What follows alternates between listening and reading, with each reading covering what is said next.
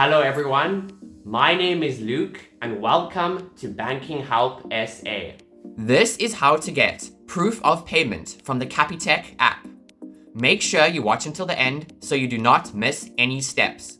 If your app layout looks slightly different after an update, the steps are still the same. Just follow along and look for the same options. Start by opening your Capitec app and signing into your account. Once that's done, tap on Transact. From here, select Pay Beneficiary. Next, choose the beneficiary that you paid. At this point, select History so that you can view your past transactions. Now, you'll see your previous payments with that beneficiary. Find the payment you want to get the proof of and select it. Once that's done, the transaction details will open. From here, tap on the option to share or send the proof of payment.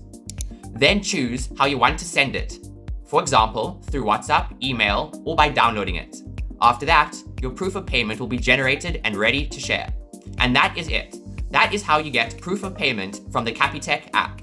If this video helped you, remember to like and subscribe for more easy step-by-step tutorials. Goodbye.